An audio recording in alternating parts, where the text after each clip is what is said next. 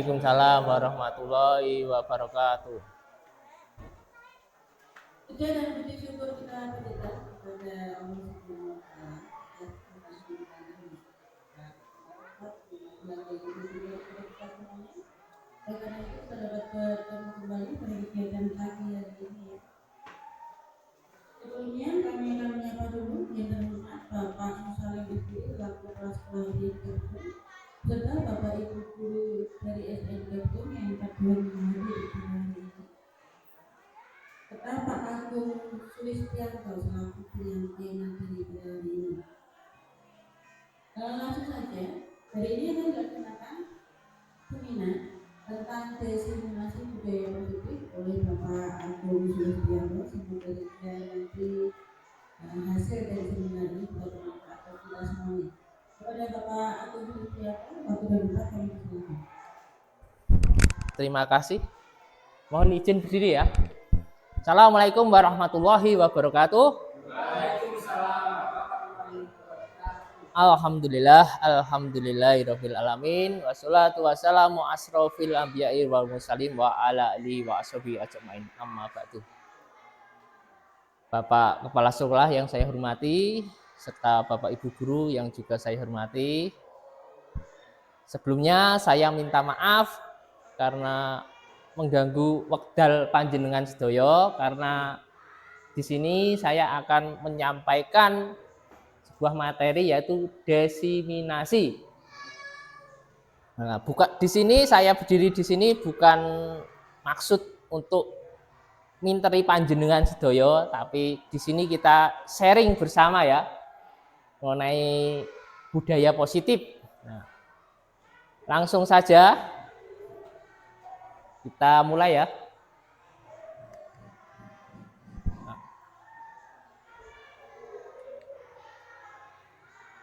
Pada kesempatan ini mengenai diseminasi budaya positif ini terdiri dari 6 materi. Yang pertama yaitu disiplin positif dan nilai-nilai kebajikan universal. Yang kedua, teori motivasi, hukuman dan penghargaan serta restitusi. Yang ketiga, keyakinan kelas. Yang keempat, kebutuhan dasar manusia dan dunia berkualitas. Yang kelima, posisi kontrol. Yang terakhir yaitu segitiga restitusi. Langsung saja, yang pertama untuk disiplin positif dan nilai kebajikan universal. Nah, kita mencoba sebuah permainan ya. Nah, sebuah kegiatan kita A dan B, misalkan Anda dan teman Anda coba menggenggam sesuatu barang atau benda yang berharga. Bisa itu uang, bisa itu cincin, atau apalah yang sangat berharga untuk Anda. Kemudian peganglah benda itu, genggamlah erat. Kemudian teman Anda mencoba meminta. Apa yang terjadi?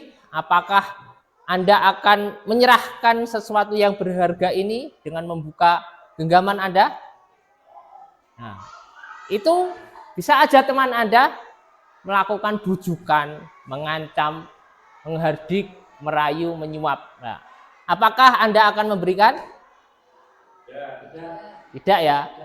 Nah, karena apa? Nanti kita lihat. Terusnya.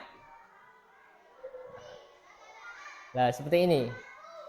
Karena apa? Seperti tadi, bahwa sesuatu yang bisa mengontrol diri kita hanya diri kita sendiri, orang lain cuma bisa mempengaruhi.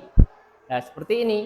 Perubahan paradigma teori kontrol meliputi guru mengontrol murid, terus bahwa kritik dan membuat orang merasa bersalah dapat menguatkan karakter, dan juga bahwa semua penguatan positif efektif dan bermanfaat. Yang terakhir, orang dewasa memiliki hak untuk memaksa. Ini teori paradigma teori kontrol.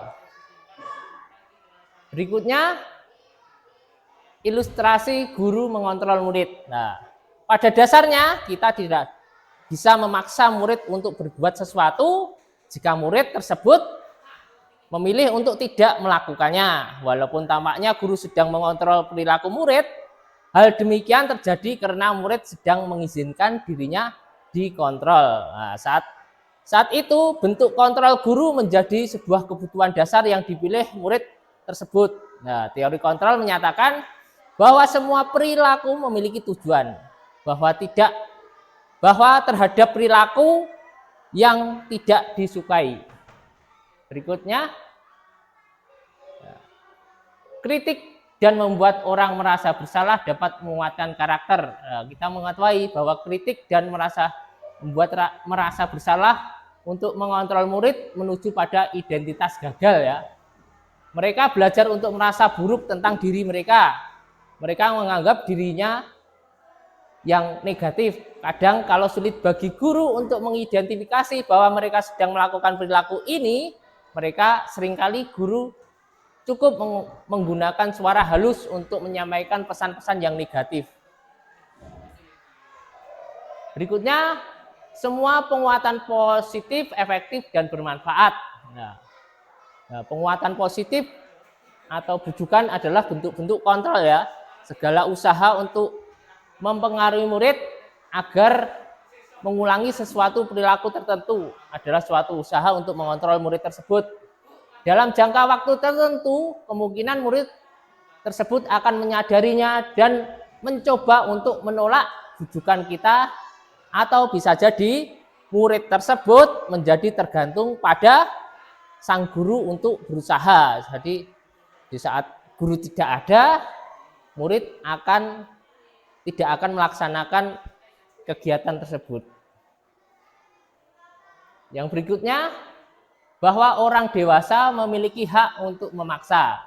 Nah, di sini banyak orang dewasa yang percaya bahwa mereka memiliki tanggung jawab untuk membuat murid berbuat hal-hal tertentu.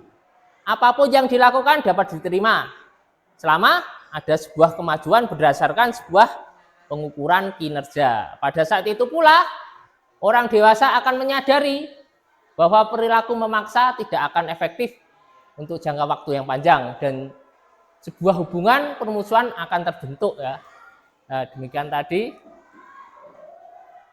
Nah, berikutnya, siapa sesungguhnya yang memiliki kontrol? Nah, di sini ada stimulus respon, ada teori kontrol. Nah, kalau di stimulus respon, kita mencoba mengubah orang agar berpandangan sama dengan kita. Sedangkan di teori kontrol, kita berusaha memahami pandangan orang tentang dunia. Selanjutnya, perilaku buruk dilihat sebagai suatu kesalahan. Itu di stimulus respon. Sedangkan di teori kontrol, semua perilaku memiliki tujuan. Terus orang lain bisa mengontrol saya di stimulus respon. Sedangkan teori kontrol, Anda tidak bisa mengontrol orang lain. Termasuk kita tidak bisa mengontrol murid ya. Terus pemaksaan ada pada saat bujukan gagal. Ini di stimulus respon.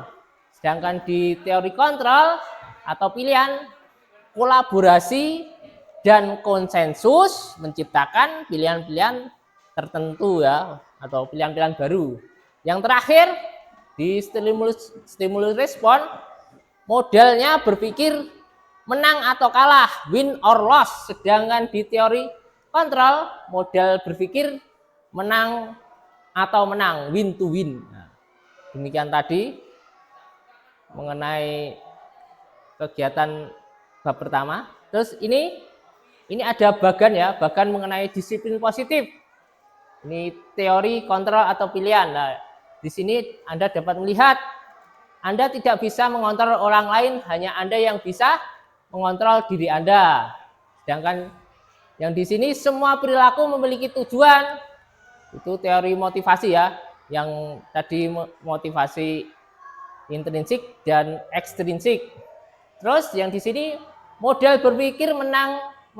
Kolaborasi, konsensus menciptakan pilihan-pilihan baru. Yang terakhir, realitas kebutuhan kita berbeda. Kita berusaha memahami pandangan orang lain tentang dunia. Setiap orang memiliki gambaran. Nah, di bawah ini makna disiplin belajar kontrol diri dengan menggali potensi kita agar menciptakan tujuan yang mulia, yaitu sesuatu yang menjadi seseorang yang kita inginkan berdasarkan nilai-nilai yang kita hargai. Di sini tadi teori motivasi untuk menghindari hukuman, untuk mendapatkan imbalan, itu masuknya motivasi ekstrinsik, sedangkan untuk menghargai diri sendiri itu motivasi intrinsik. Nah, dari motivasi intrinsik akan muncul nilai-nilai kebajikan universal, kemudian diturunkan menjadi suatu keyakinan kelas. Yang berikutnya 5 posisi kontrol. 1. Menghukum. 2. Membuat rasa bersalah. 3. Teman. 4. Pemantau. 5. Manajer. Nah, sebagai manajer ini akan kita turunkan menjadi sekedar restitusi, yaitu menstabilkan identitas, validasi kebutuhan, dan menanyakan keyakinan. Yang terakhir 5 kebutuhan dasar: bertahan hidup, penguasaan, kasih sayang, kesenangan, dan kebebasan. Nah, ini nanti kita bahas ke belakang ya. Lanjut ke bab 2 ya. Nah, ini apa makna disiplin? Nah, kalau arti makna disiplin artinya belajar ya.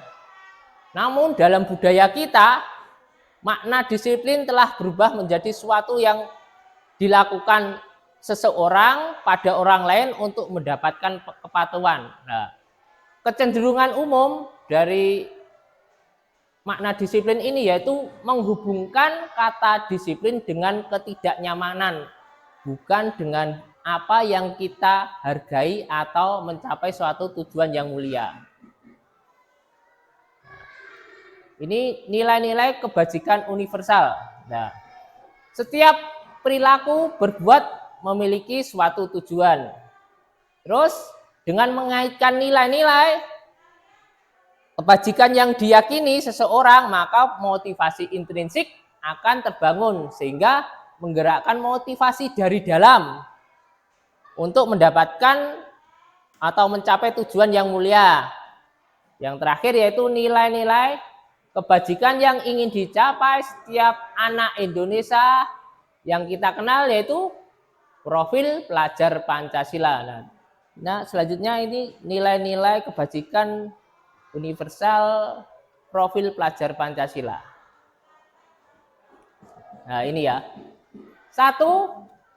Nilai-nilai kebajikan universal profil pelajar Pancasila: beriman dan bertakwa kepada Tuhan Yang Maha Esa dan berakhlak mulia. 2. Mandiri. 3. Bernalar kritis. 4. Kebinekaan global. 5. Bergotong royong. Yang terakhir yaitu kreatif. Nah, berikut ya, ini toleransi ya, yang itu muncul dengan rasa hormat, integritas, mandiri, menghargai, antusias, empati, keingintahuan, kreatif, kerjasama, percaya diri, komitmen. Berikutnya, ini 9 pilar karakter: cinta Tuhan dan segenap ciptaannya, kemandirian dan tanggung jawab, hormat dan santun, dermawan, suka menolong, gotong royong, percaya diri, kepemimpinan dan keadilan, baik dan rendah hati, toleransi, kedamaian, dan kesatuan. Berikut ini mengenai keterampilan hidup, itu dapat dipercaya, lurus hati, pendengaran yang aktif, tidak merendahkan orang lain, penalaran, bekerja sama. Banyak ya di sini, termasuk kesabaran, keteguhan hati, kehormatan, tanggung jawab, dan juga persahabatan. Nah, berikut yang empati, itu berupa suara hati, kontrol diri, rasa hormat, kebaikan, toleransi, keadilan. Itu empati ya. Nah, inilah proyek nilai-nilai kebajikan. Banyak di sini, ada kepedulian, rajin, integritas, rasa hormat. Yang kedua yaitu teori motivasi, hukuman, dan penghargaan restitusi. Lanjut. Nah, dalam teori motivasi perilaku manusia itu terdiri dari 2 ya, motivasi. Masih ingat? Yaitu motivasi internal dan eksternal, yaitu motivasi yang dari dalam diri dan dari luar. Nah, di sini coba kita pelajari. Untuk menghindari ketidaknyamanan atau hukuman, itu apa yang akan terjadi apabila tidak melakukannya? Nah, itu masuknya motivasi ya eksternal. Wah, nanti dicocokkan. Yang kedua, untuk mendapatkan imbalan orang lain atau instansi. Apa yang akan saya dapatkan apabila saya melakukannya? Itu motivasi Dari luar. ya, dari luar. Berikutnya, untuk menghargai diri sendiri. Biasanya muncul kalimat saya akan menjadi orang yang seperti apa bila saya melakukan. Nah, ini motivasi Dari dalam. ya, motivasi dalam diri, dari diri. Motivasi internal. Coba kita cocokkan. Nah, tepat ya jawabannya tadi. Berikutnya. Nah, sekarang tugas perbedaan hukuman dan konsekuensi. Nah, ini membedakan antara hukuman dan konsekuensi. Nah, itu kasus pertama, tindakan guru mencatat 100 kali di dalam buku kalimat saya tidak akan terlambat lagi karena terlambat ke sekolah. Nah, itu masuknya hukuman atau konsekuensi? Hukuman. Hukuman, ya hukuman. Nanti kita cocokkan. Terus lari mengelilingi lapangan basket 2 kali karena terlambat hadir di sekolah. Hukuman, Pak, Itu jawabannya. hukuman. Terus murid diminta untuk push up 15 kali karena tidak menggunakan masker ke sekolah.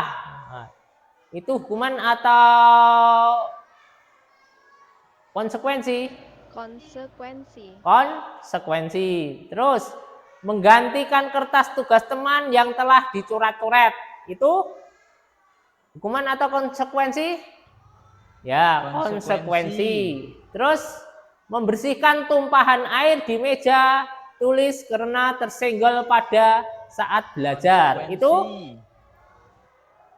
konsekuensi. Terus murid disuruh untuk mengenakan sepatu seharian di sekolah karena tidak mengenakan sepatu hitam. Nah, itu apa? Hukuman? Konsekuensi? Hukuman. Ya, hukuman. Terus lari mengelilingi lapangan bola basket 2 kali karena terlambat 10 menit untuk pelajaran PJOK. Nah, lari termasuk hukuman fisik, itu masuknya apa? Hukuman atau konsekuensi? Oh, ada yang jawab hukuman, ada yang konsekuensi. Baik, coba kita cek jawabannya. Nah, yang pertama tadi yaitu mencatat 100 kali itu masuknya ke hukuman. Terus lari mengelilingi lapangan 2 kali itu masuknya hukuman. Terus murid diminta push up 15 kali. Itu hukuman ya. Terus menggantikan kertas tugas teman yang telah dicoret-coret. Nah, itu konsekuensi. Membersihkan tumpahan air di meja tulis karena tersenggol itu konsekuensi. Terus bawahnya itu menggunakan sepatu seharian itu masuknya hukuman. Yang bawah sendiri lari mengelilingi lapangan. Nah, itu jawabannya konsekuensi. Karena apa? Ini hukumannya dengan olahraga kan kegiatan fisik. Jadi bukan hukuman ya. Itu sebagai konsekuensi. Nah, ini perbedaan hukuman dan konsekuensi. Nah, hukuman sesuatu yang menyakitkan dan harus terjadi, sedangkan konsekuensi sesuatu harus terjadi. Terus membuat anak sakit fisik ataupun hati dalam jangka waktu yang lama, sedangkan di konsekuensi membuat anak tidak nyaman ya dalam jangka waktu yang pendek. Terus di hukuman anak akan benci disiplin, sedangkan di konsekuensi anak akan menghargai kedisiplinan. Di hukuman itu sebagai paksaan, sedangkan di konsekuensi sebagai stimulus dan tanggapan ya. Di hukuman mendorong anak menyakiti diri sendiri, sedangkan di konsekuensi mendorong anak agar mudah menyesuaikan diri. Dan di sini konsep diri yang buruk, di konsekuensi konsep diri yang baik. Terus di hukuman anak belajar untuk menyembunyikan kesalahan, sedangkan di konsekuensi anak belajar untuk mematuhi peraturan. Yang terakhir yaitu hukuman itu akan memunculkan sifat marah, merasa bersalah, dipermalukan, merasa tidak dihargai. Terus untuk konsekuensi itu kehilangan hak, dibuat tidak nyaman, diasingkan untuk sementara. Nah, seperti itu ya, perbedaan antara hukuman dan konsekuensi. Nah, restitusi, apa restitusi itu? Yaitu proses menciptakan kondisi bagi murid untuk memperbaiki kesalahan mereka. Sehingga mereka bisa kembali pada kelompok mereka dengan karakter yang lebih kuat. Nah, restitusi itu membantu murid untuk menjadi lebih memiliki tujuan, disiplin positif dan memulihkan diri setelah berbuat salah. Jadi restitusi bukan hanya untuk menebus kesalahan, namun untuk belajar dari kesalahan. Nah, di sini ada identitas gagal dan identitas sukses. Nah, di sini hukuman itu sebagai salah satu identitas gagal ya. Sedangkan identitas sukses itu melalui disiplin, melalui konsekuensi dan restitusi. Nah, di sini kita bisa membedakan untuk hukuman itu sesuatu menyakitkan, tidak nyaman untuk murid, korban mendapatkan keadilan, murid anak akan tersakiti, perilaku pasif agresif meningkat, siswa tidak akan berjalan bila murid tidak takut, terus berlaku hanya pada sebuah instansi, tidak pada masyarakat ya. Terus peraturannya adalah seperti kata-kata kamu harus, seperti itu. Murid akan membenci, terakhir murid akan membenci peraturan. Itu bentuk dari hukuman. Sedangkan konsekuensi itu sesuatu harus terjadi, tidak nyaman untuk murid, korban bisa diabaikan, murid dibuat tidak nyaman, penguatan hanya bertahan dalam jangka waktu pendek, memerlukan monitoring dan supervisi terus-menerus dari guru, terus membantu menerapkan mengikuti peraturan dalam masyarakat. Nah, kata-kata yang muncul, apa peraturannya? Terus, mampukah kamu melakukannya? Terima kasih. Nah, dan terakhir, murid akan menghormati peraturan. Itu sifat konsekuensi, yaitu netral ya. Yang terakhir, restitusi. Nah, restitusi merupakan sebuah pilihan untuk anak. Terus menguatkan murid dalam jangka waktu yang panjang. Korban mendapatkan ganti. Murid akan mendapatkan penguatan. Dan murid belajar untuk bertanggung jawab. Masalah terpecahkan, murid belajar bertanggung jawab untuk perilakunya, fokus pada pemecahan masalah. Nah, kata-kata yang muncul, apa yang kamu yakini, apa yang bisa kamu lakukan untuk memperbaiki masalah ini. Nah, yang terakhir yaitu murid akan menghormati dirinya dan orang lain. Nah, itu restitusi itu bersifat positif. Nah, berikut 9 ciri-ciri restitusi. 1, bukan untuk menebus kesalahan, namun untuk belajar dari kesalahan. Yang kedua, untuk memperbaiki hubungan. Ketiga, tawaran bukan paksaan. Yang keempat, menuntut untuk melihat ke dalam diri. Dan kelima, mencari kebutuhan dasar yang mendasari tindakan. Yang keenam, restitusi diri adalah cara yang paling baik. Terus yang ketujuh, fokus pada karakter bukan pada tindakan ya. Yang 8, fokus pada solusi. Jadi di sini restitusi itu mencarikan solusi, bukan mencari kesalahan-kesalahan anak, tapi untuk mencarikan solusi anak supaya berbuat baik. Yang terakhir yaitu mengembalikan murid yang berbuat salah pada kelompoknya. Nah, berikutnya yaitu keyakinan kelas. Mengapa tidak peraturan? Mengapa harus keyakinan? Nah, di sini ada 3 pertanyaan ya. Mengapa kita memiliki peraturan harus menggunakan helm bila mengendarai kendaraan roda 2? Mengapa memakai helm? Terus yang kedua, mengapa kita memiliki peraturan 3M? Menggunakan masker, mencuci tangan, dan menjaga jarak 1,5 meter. Terus yang ketiga, mengapa kita memiliki peraturan harus datang tepat waktu pada saat mengikuti pelatihan? Nah, tergantung jawabannya. Kalau jawabannya dari motivasi dari luar, misalkan nomor 1 tadi menggunakan helm supaya tidak didenda, supaya tidak ditilang. Nah, itu termasuk yang dari luar. Kalau dari dalam Untuk keselamatan, untuk Pak. keselamatan ya, salah satunya. Terus mengapa kita memiliki peraturan 3M? Nah, supaya tidak dihukum. Nah, itu masuknya eksternal, motivasi dari luar. Sedangkan kalau dari internalnya apa? Nah, untuk kesehatan, menjaga kesehatan ya. Terus yang terakhir, mengapa kita memiliki peraturan harus datang tepat waktu saat mengikuti pelatihan? Nah, kalau untuk menambah ilmu dan wawasan itu pasti dari intrinsik. Kalau cuma supaya tidak dimarahi itu faktor dari luar ya.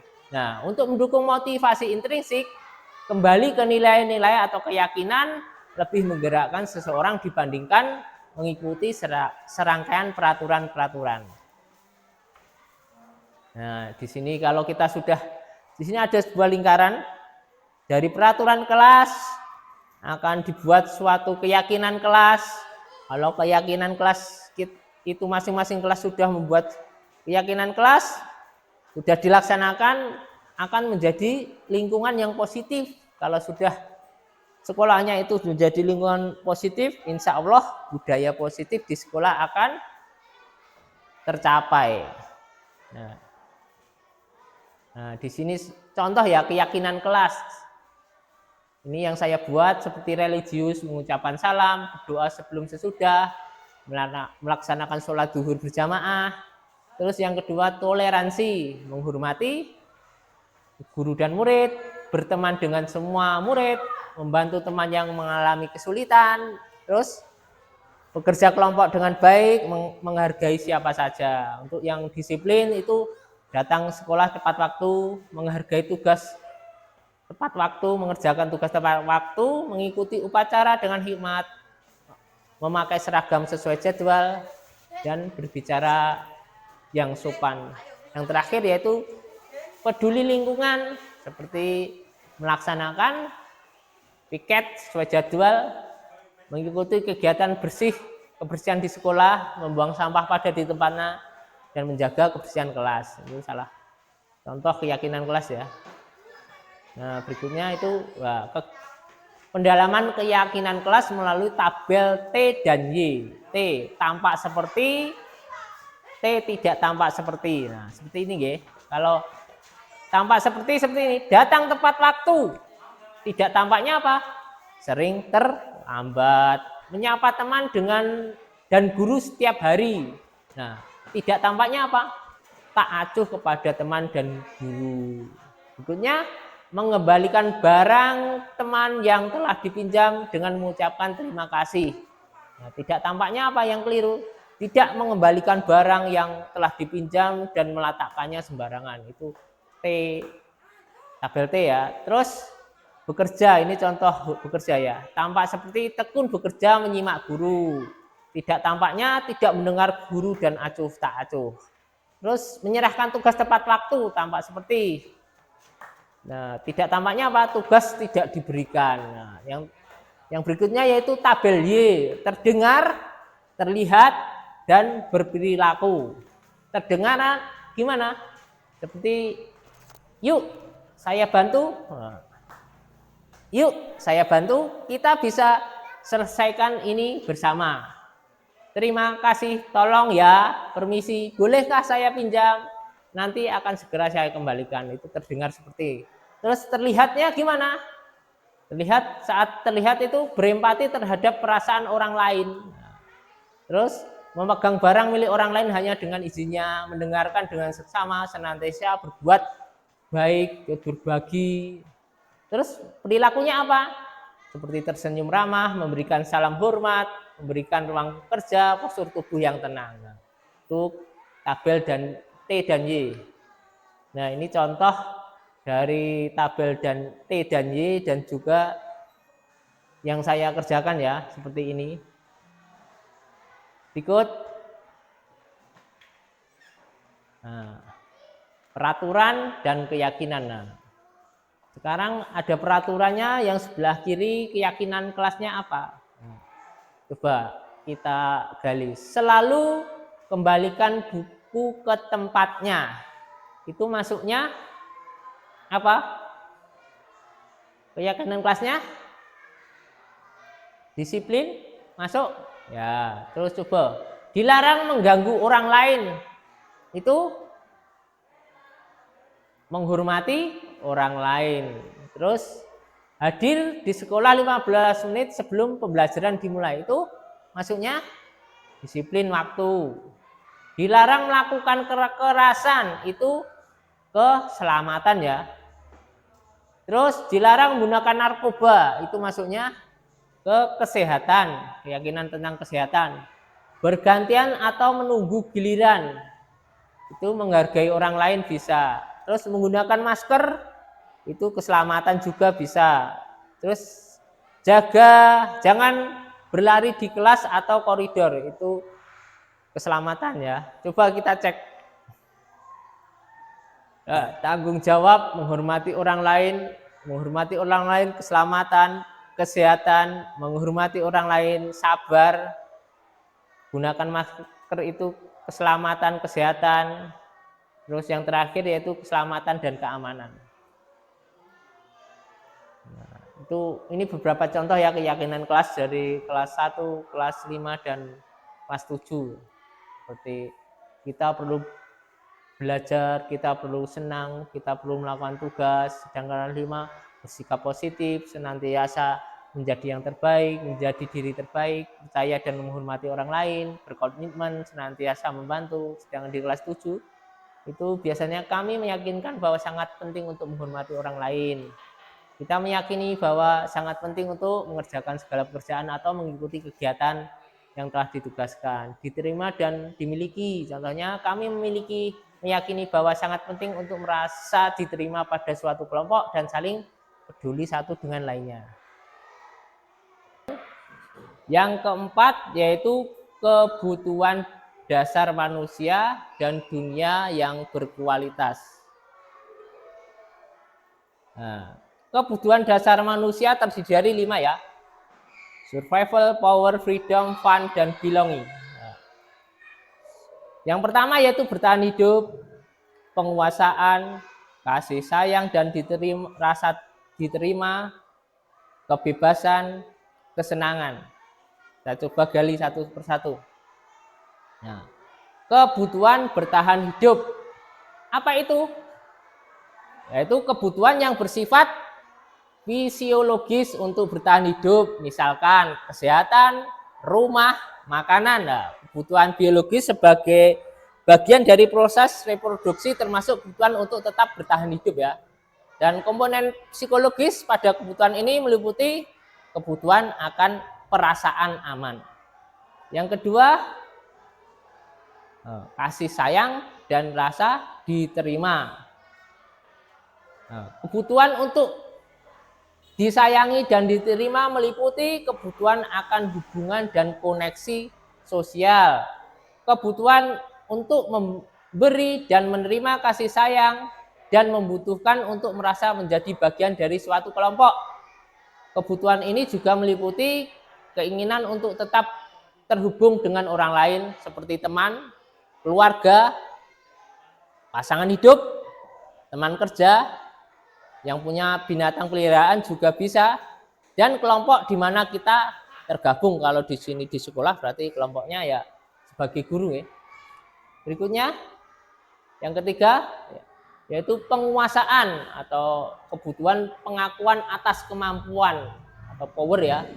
Kebutuhan ini berhubungan dengan kekuatan untuk mencapai sesuatu, menjadi kompeten, menjadi terampil, dikuasai, diakui atas prestasi dan keterampilan kita, didengarkan dan memiliki rasa harga diri. Nah, kebutuhan ini meliputi keinginan untuk dianggap berharga, bisa membuat perbedaan, bisa membuat pencapaian, kompeten dan diakui. Biasanya untuk anak-anak itu power itu menjadi pimpinan, akan dihargai, banyak disegani teman-temannya. Itu anak-anak ya, untuk anak didik kita. Yang keempat yaitu kebebasan atau kebutuhan akan pemilihan. Nah, kebutuhan untuk bebas adalah kebutuhan akan kemandirian, otonomi, memiliki pilihan atau mengendalikan arah hidup seseorang.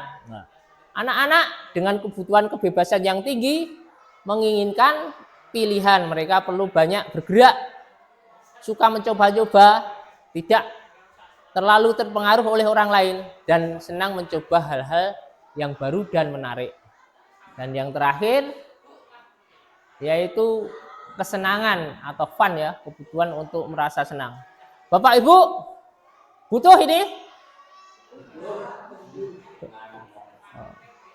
Nah, pasti butuh ya. Kalau nggak butuh berarti masuknya orang-orang yang stres ya. Ini kebutuhan akan kesenangan adalah kebutuhan mencari kesenangan, bermain, tertawa. Bayangkan hidup tanpa kenikmatan apapun, rasanya hambar ya, menyedihkan lah. Kalau Gleiser ini menghubungkan kebutuhan akan kesenangan dengan belajar lah. Demikian lagi tadi 5 kebutuhan dasar manusia. Yang kelima yaitu 5 posisi kontrol. 5 posisi kontrol restitusi. Pertama sebagai penghukum, terus membuat rasa bersalah, sebagai teman, sebagai pemantau, dan yang terakhir sebagai manajer. Ini ya. Sebagai penghukum itu biasanya nada suaranya tinggi, bahasa tubuh, mata melotot, jari-jari menunjukkan, menunjuk-nunjuk, terus menghardik. Nah, seperti ini. Terlambat lagi, pasti terlambat lagi. Selalu datang terlambat. Kapan bisa datang tepat waktu? Tanya kepada diri Anda.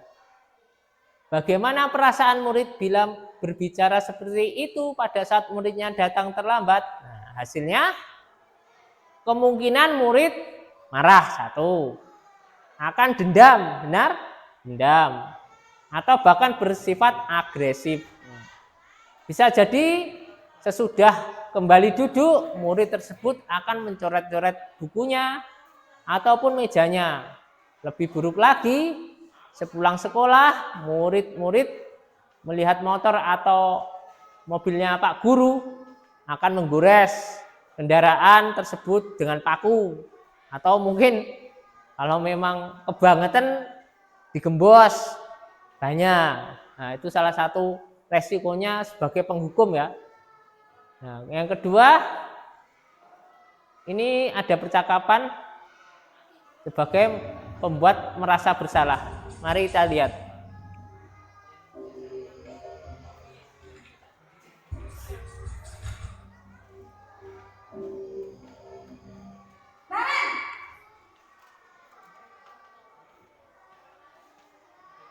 Selamat pagi, Bu.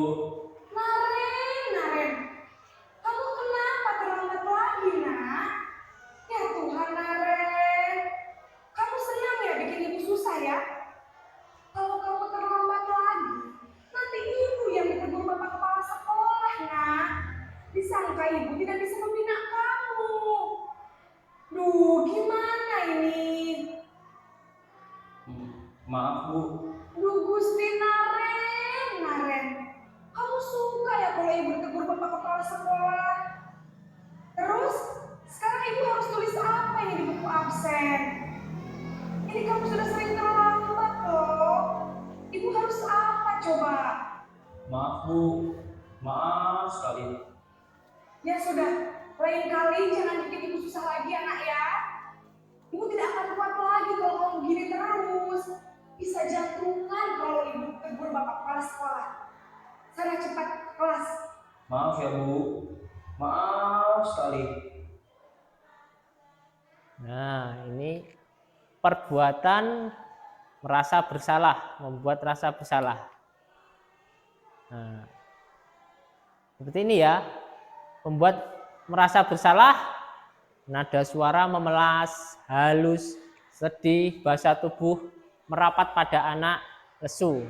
Bagaimana perasaan murid bila ditegur seperti cara tadi? Nah, murid akan merasa bersalah, pasti ya. Bersalah setelah mengecewakan ibu atau bapak gurunya. Murid akan merasa menjadi orang yang gagal, tidak sanggup membahagiakan orang lain. Kadangkala sikap seperti ini lebih berbahaya daripada sikap menghukum. Karena apa? Karena emosi akan tertanam pada diri anak ya. Murid menahan perasaan, tidak seperti murid dalam waktu dengan guru penghukum, di mana murid bisa menumpahkan amarahnya, walaupun dengan cara yang negatif.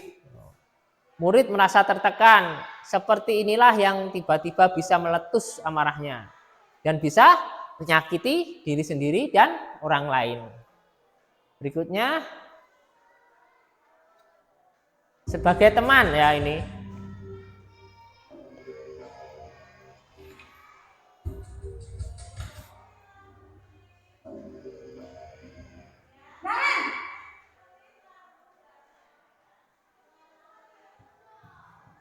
Selamat pagi, Bu. Wah, sudah jam berapa ini, Nak? Terlambat lagi ya, sayang. Iya, Bu. Habis ibu saya lupa bangunkan saya, Bu. Kamu malah menyalahkan ibu kamu. Kamu bukannya anak yang paling kencang. Kok terlambat sih? Iya, Bu. Saya memang terlambat bangun tadi. Jadi, biarpun saya lari kencang, tetap gak kekejar, Bu. Ya sudah sana. Nanti lain kali larinya lebih kencang lagi ya. Biar gak terlambat lagi. Bikin senang ibu. Demi ibu. Bisa kan? Bisa lah, Bu. Ya sudah sana masuk kelas. Ibu beresin urusan absen kamu. Kamu ini ada-ada saja. Nah, ini sebagai teman ya. Nah, itu nada suaranya ramah, akrab, bercanda, bahasa tubuhnya merapat pada murid, mata dan senyum jenaka. Terus bagaimana perasaan murid dengan sikap guru seperti itu?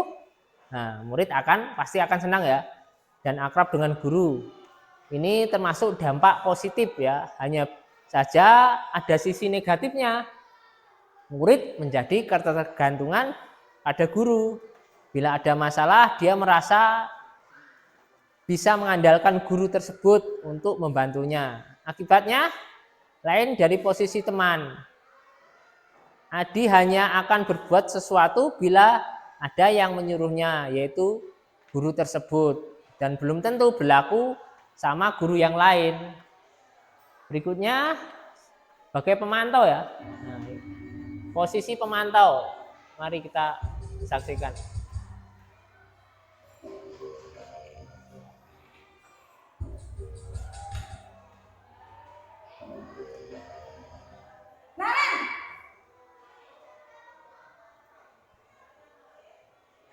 Selamat pagi, Bu. Naren, apa peraturan sekolah kita tentang jam berapa kita harus masuk sekolah, Nak? Kita harus di sekolah jam 7, Bu. Iya, betul. Sekarang sudah jam 7.20. Naren sudah tahu konsekuensinya jika terlambat hadir. Paham, Bu. Saya harus tinggal kelas pas jam istirahat selama 20 menit. Ya benar, konsekuensinya demikian. Jadi nanti jam 9.30 pas istirahat, kamu harus tinggal di kelas, kerjakan tugas tambahan untuk ketertinggalan kamu, ya? Baik, Bu. Nah, ini sebagai pemantau, kita lihat. Nah, sebagai pemantau, nada suaranya datar, ya. Bahasanya tubuh formal. Nah, bagaimana perasaan murid diperlakukan seperti ini? Nah, murid memahami konsekuensi yang harus dijalankan karena telah melanggar satu peraturan sekolah. Guru tidak menunjukkan suatu emosi yang berlebihan, dan menjadi marah atau membuat merasa berbuat salah. Murid tetap dibuat tidak nyaman, yaitu harus tinggal di kelas pada waktu jam istirahat dan mengerjakan tugas. Guru tetap harus memantau murid pada saat mengerjakan tugas di jam istirahat, karena murid di sini tidak bisa ditinggalkan sendiri. Nah, yang terakhir yaitu sebagai posisi manajer.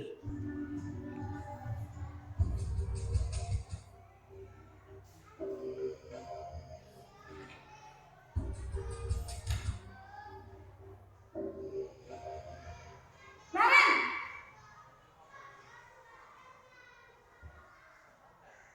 Selamat pagi Bu. selamat pagi Naren. Maaf Bu, saya terlambat.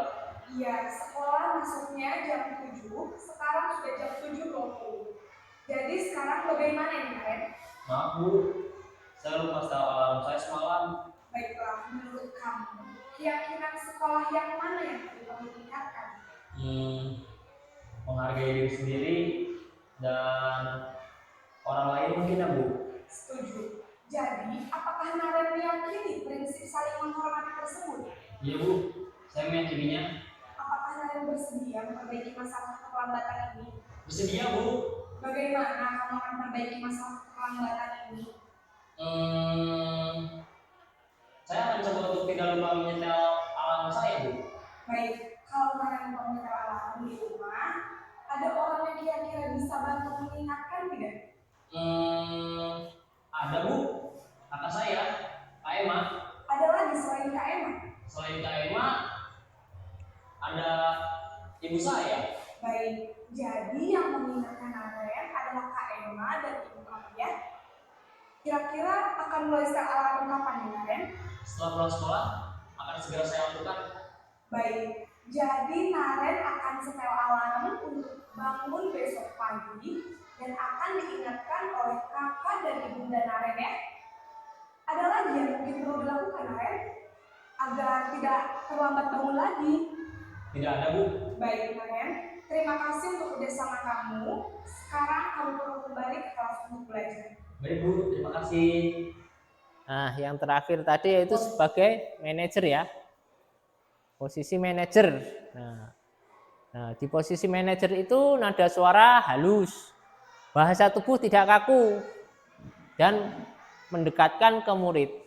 Terus, bagaimana perasaan murid diperlakukan seperti ini?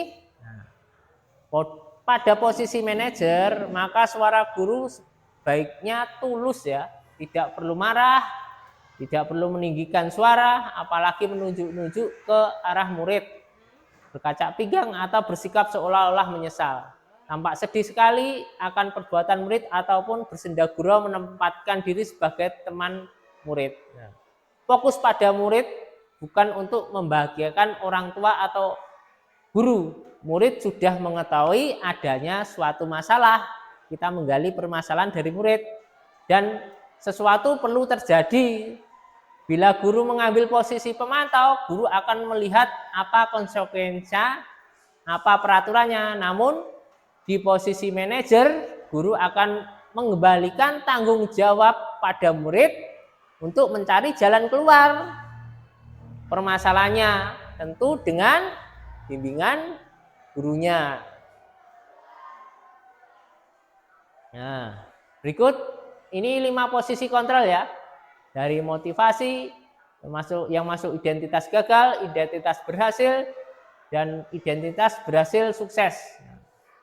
Yang pertama motivasi yaitu menghindari hukuman. Nah, masuknya identitas gagal. Seperti posisi kontrol penghukum, membuat orang bersalah, itu masuknya ke identitas gagal. Sedangkan identitas yang berhasil atau kontrol dari luar itu sebagai teman dan sebagai pemantau, yaitu dengan mengharapkan imbalan atau ketergantungan pada orang lain. Sedangkan di identitas berhasil sukses yaitu kontrol diri, yaitu dengan menghargai dirinya, itu dengan posisi manajer. Biasanya di sini guru berbuat dalam menghukum, menghardik, menunjuk-nunjuk, menyakiti, menyindir, membuat orang bersalah, itu biasanya berceramah ya, mengatakan seharusnya ibu kecewa, dan sebagai teman membuatkan alasan-alasan untuk muridnya. Sebagai pemantau, menghitung dan mengukur. Nah, untuk manajer itu mengajukan pertanyaan-pertanyaan. Nah, kata-kata yang sering muncul kalau menghukum, kalau kamu tidak melakukannya, awas ya, rasakan. Nah, itu posisi menghukum. Kalau membuat orang merasa bersalah, kamu seharusnya sudah tahu, ibu lelah sekali mengatakannya, ibu stres. Nah, gitu. Terus kalau sebagai teman, ayolah lakukan demi ibu. Masa kamu tidak mau? Ingat, tidak ibu pernah bantu. Kalau pemantau, apa peraturannya? Maksudnya peraturan di kelas. Terus kalau sebagai manajer, apa yang kita yakini? Menanyakan keyakinan kelas. Dan apa yang bisa kamu kerjakan untuk memperbaiki masalah ini? Nah, untuk hasilnya itu biasanya posisi menghukum itu murid akan memberontak, menyalahkan orang lain dan berbohong. Untuk membuat orang bersalah, menyembunyikan, menyangkal dan berbohong, itu membuat orang merasa bersalah. Kalau sebagai teman, hasilnya akan ketergantungan pada guru. Sebagai pemantau, menyesuaikan diri bila diawasi. Jadi murid akan menyesuaikan diri hanya bila diawasi. Yang terakhir yaitu sebagai manajer, hasilnya apa? Akan menguatkan pribadinya. Terus kaitan dengan dunia berkualitas. Nah, sebagai penghukum, murid meletakkan guru di luar dunia berkualitas. Sebagai pembuat orang merasa bersalah, murid meletakkan guru di dalam dunia berkualitas. Terus sebagai teman, murid meletakkan guru sebagai orang yang sangat penting di dunia berkualitas. Nah, guru sangat penting itu sebagai teman. Terus kalau pemantau, murid meletakkan guru, peraturan dan hukuman di dunia berkualitas. Dengan di manajer, murid meletakkan dirinya sebagai individu yang positif di dunia yang berkualitas. Dan biasanya muncul perkataan murid, kalau penghukum, biar saja nanti juga marah-marah lagi. Nah, itu biasanya muncul dari murid ya, kalau mendapatkan hukuman. Kalau membuat orang merasa bersalah, pasti akan muncul kata maaf, maafkan saya. Kalau sebagai teman, saya pikir bapak ibu teman saya ternyata begitu. Nah, muncul. Sedangkan untuk pemantau, berapa banyak bintang yang harus peroleh, berapa halaman yang harus saya tulis, ya seperti itu. Untuk manajer itu bagaimana cara saya untuk memperbaiki keadaan, Terus yang terakhir yaitu dampak pada murid. Nah, kalau menghukum pasti akan mengulangi kesalahan yang sama. Terus membuat orang bersalah, pasti anak menjadi rendah diri. Terus untuk teman, dampaknya lemah, tidak mandiri, ketergantungan. Sebagai pemantau, menitik beratkan pada sanksi atau hadiah untuk dirinya. Yang terakhir sebagai manajer, dampaknya yaitu anak mengevaluasi diri. Bagaimana caranya untuk memperbaiki dirinya. Yang terakhir yaitu keenam, segitiga restitusi. Apa yang dimaksud segitiga restitusi? Nah, segitiga restitusi adalah proses untuk menciptakan kondisi bagi murid untuk memperbaiki kesalahan mereka sehingga bisa kembali kepada kelompok mereka dengan karakter yang lebih kuat. Nah, segitiga restitusi meliputi 1. Menstabilkan identitas, 2. Validasi tindakan yang salah, yang terakhir 3. Menanyakan keyakinan. Nah, yang pertama ya, menstabilkan identitas. Tujuannya apa? yaitu untuk anak, membuat anak yang merasa gagal karena berbuat salah menjadi positif terhadap dirinya, yaitu identitas sukses ya. Biasanya guru berkata, berbuat salah itu hal yang manusiawi. Tidak ada manusia yang sempurna. Bapak ataupun ibu juga pernah berbuat salah. Terus kita pasti bisa menyelesaikan permasalahan ini. Bapak atau ibu tidak tertarik untuk mencari tahu siapa yang benar, siapa yang salah. Bapak, ibu lebih tertarik untuk menyelesaikan masalah. Kalau kamu menyalahkan dirimu sendiri terus-menerus, apakah kamu bersikap baik pada dirimu sendiri? Nah, itulah kata-kata biasanya yang muncul dalam menstabilkan identitas anak. Berikutnya, kalau sudah menstabilkan identitas anak, kita lanjutkan dengan validasi tindakan yang salah. Nah, tujuannya apa? Untuk membantu murid menggali kebutuhan dasar yang ingin dipenuhi ketika melakukan kesalahan itu. Nah, kata-kata yang muncul, kamu bisa saja kan melakukan hal yang lebih buruk, tapi kamu tidak melakukan kan? Nah, terus kamu pasti punya alasan mengapa kamu melakukannya.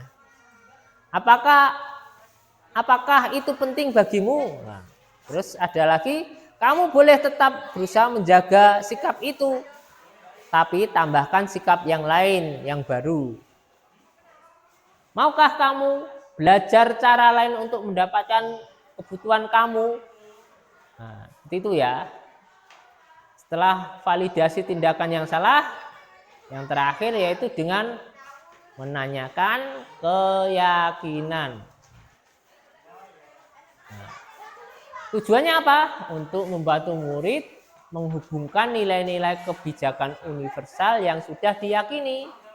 Biasanya apa nilai yang kita percaya di kelas? Nilai universal apa yang telah kita sepakati? Kelas yang ideal itu seperti apa sih? Kamu ingin jadi anak seperti apa? Apa yang kamu rasakan? Nah, seperti itu ya. Itu menanyakan keyakinan kelas.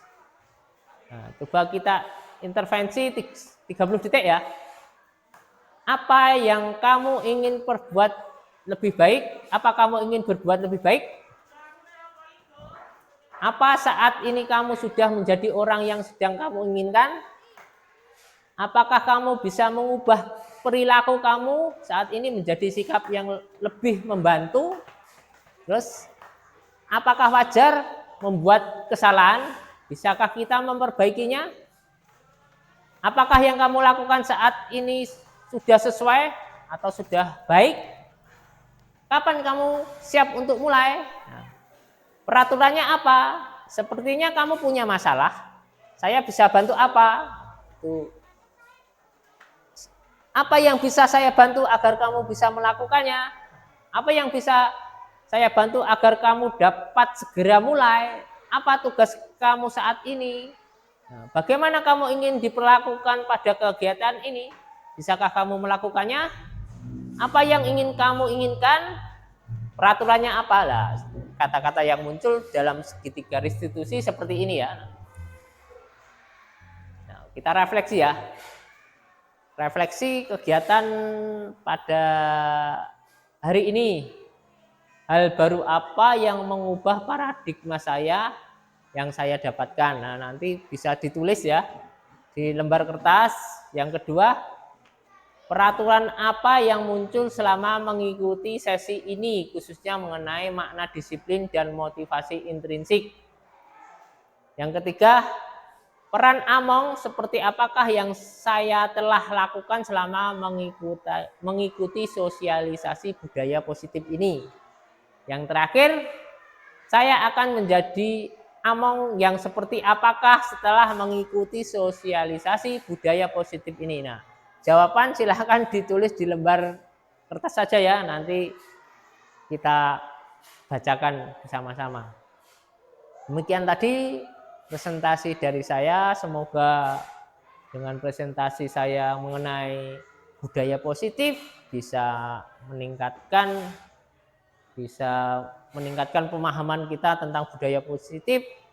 Kita bisa menjadikan sebuah budaya positif di sekolah lagi ya. Sekian, apabila ada kurang dan lebihnya saya mohon maaf. Akhirul salam. Assalamualaikum warahmatullahi wabarakatuh. Waktu dan tempat saya kembalikan ke Bu Indah, monggo. Oke, hadirin kalian, demikianlah acara seminar kali ini membahas tentang diskriminasi budaya positif di SMP Garto. Tak terasa kita sudah sampai di penghujung acara. Sekali lagi saya mengucapkan terima kasih kepada Bapak Ibu Guru telah berpartisipasi di Garto, beserta Bapak Ibu Guru yang hadir pada saat hari ini. Akhir kata saya langsung moderator Ibu Guru sebagai kembali di dalam kesempatan yang lainnya. Akhirul salam warahmatullahi wabarakatuh. Wassalamualaikum warahmatullahi wabarakatuh. Waalaikumsalam warahmatullahi wabarakatuh.